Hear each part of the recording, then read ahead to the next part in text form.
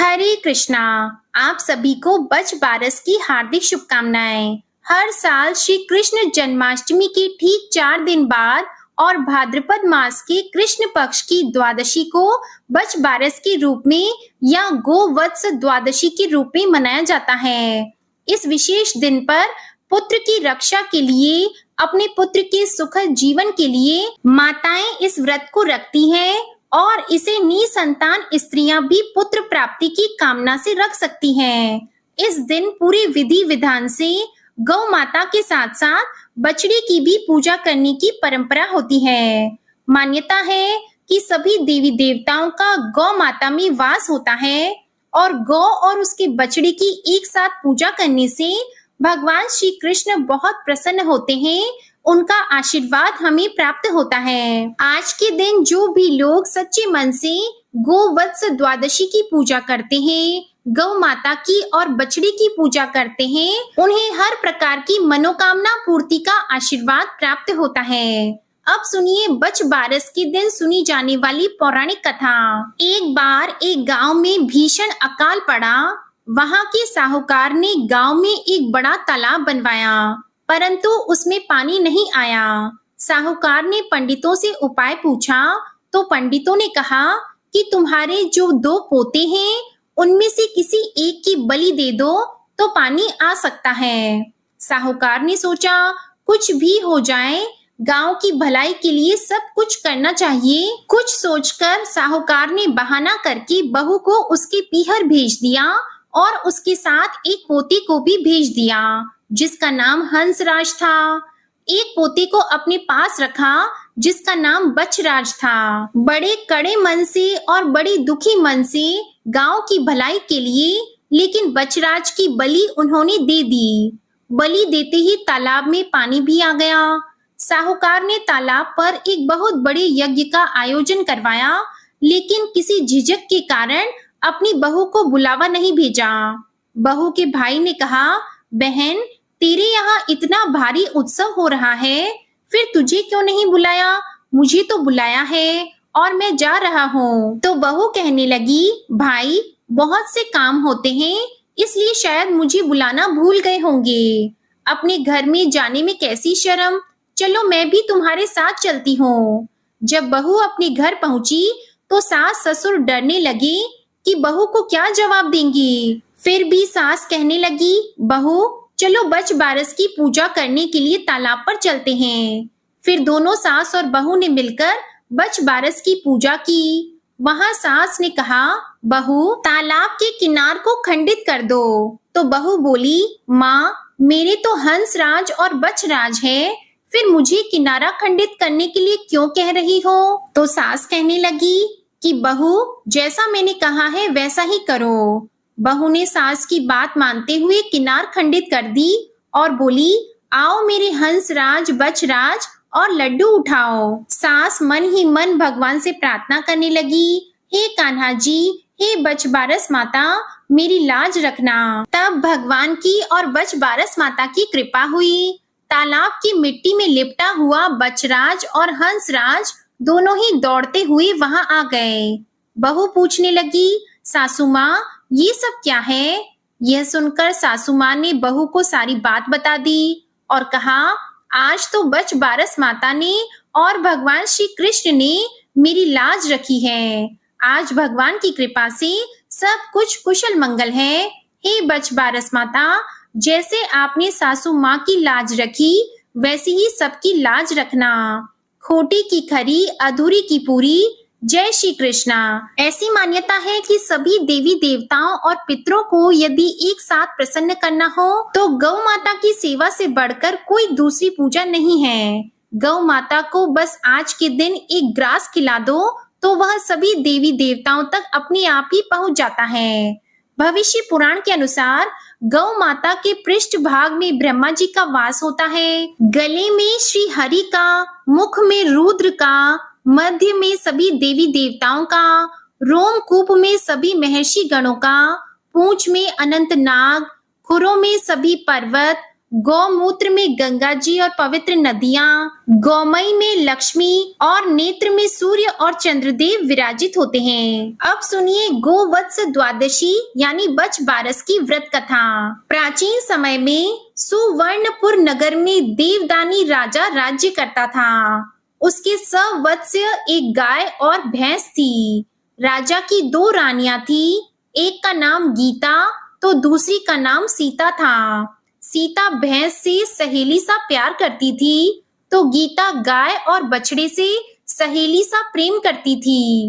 एक दिन भैंस सीता से कहती है कि गीता, रानी गाय और बछड़ा होने से मुझसे ईर्ष्या करती है। सीता ने सब सुनकर कहा कि कोई बात नहीं, मैं सब ठीक कर दूंगी। सीता रानी ने उसी दिन गाय के बछड़े को काटकर गेहूं के ढेर में गाड़ दिया।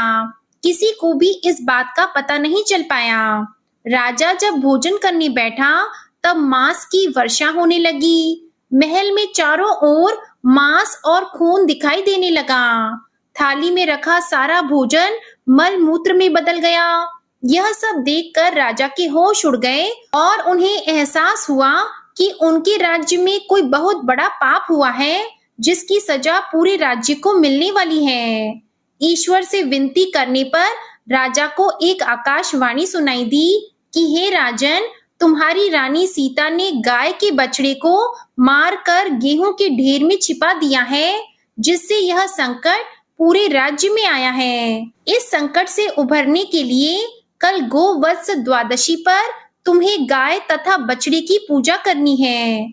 कल गोवत्स द्वादशी यानी बच बारस है, इसलिए भैंस को बाहर करके गाय और बछड़े की पूजा करो। इस दिन व्रत रखकर एक ही समय खाना है, जिसमें गेहूं का प्रयोग नहीं करना है, ना ही चाकू काम में लेना है। कटे हुए फल और दूध का सेवन भी नहीं करना है। इससे तुम्हारे पाप नष्ट हो जाएंगे और बछड़ा भी जीवित हो जाएगा। संध्या समय में गाय के घर आने पर राजा ने उसकी पूजा की और जैसे ही बछड़े को याद किया, वह गेहूं के ढेर से बाहर निकलकर गाय के पास आकर खड़ा हो गया।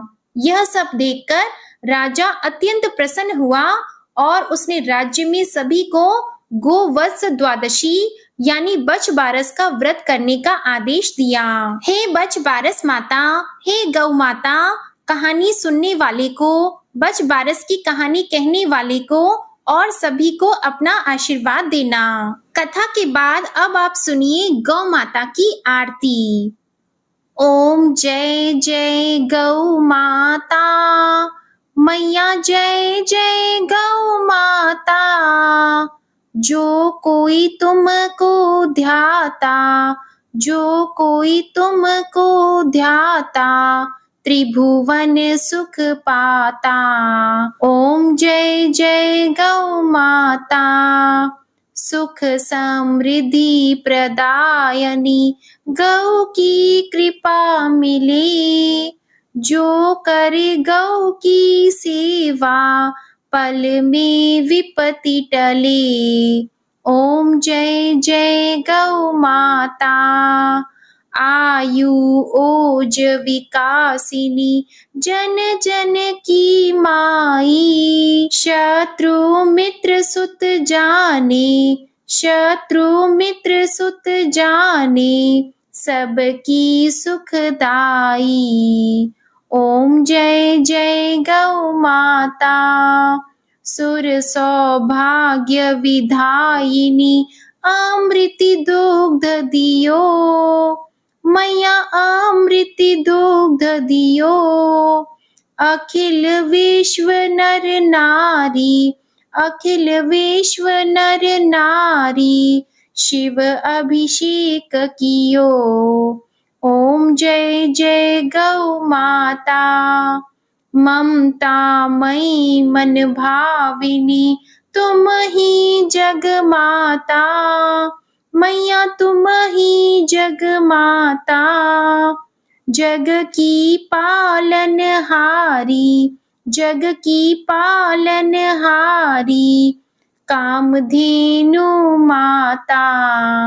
ओम जय जय गौ माता। संकट रोग विनाशिनी सुर महिमा गाई, मैया सुर महिमा गाई। गौशाला की सेवा, गौशाला की सेवा, संतन मन भाई। ओम जय जय गौ माता। माँ गौ की रक्षा हित हरि अवतार लियो, मैया हरि अवतार लियो। गौपालक गौपाला, गौपालक गौपाला, शुभ संदेश दियो। ओम जय जय गौ माता। श्री गौ माता की आरती जो कोई सुत गावे, मैया जो कोई सुत गावे। पद्म कहत वे तरणी, पद्म कहत वे तरणी, भव से तर जावे। ओम जय जय गौ माता, ओम जय जय गौ माता, मैया जय जय गौ माता। जो कोई तुमको ध्याता, जो कोई तुमको ध्याता, त्रिभुवन सुख पाता। ओम जय जय गौ माता। प्रेम से बोलिए गौ माता की जय। प्रेम से बोलिए भगवान श्री कृष्ण की जय। प्रिय भक्तजनों, आपको ये कथा और आरती पसंद आई हो तो वीडियो को लाइक कीजिएगा, शेयर कीजिएगा, कमेंट में गौ माता और श्री कृष्ण भगवान की जय लिखिएगा और चैनल को जरूर सब्सक्राइब कीजिएगा। जय श्री कृष्णा।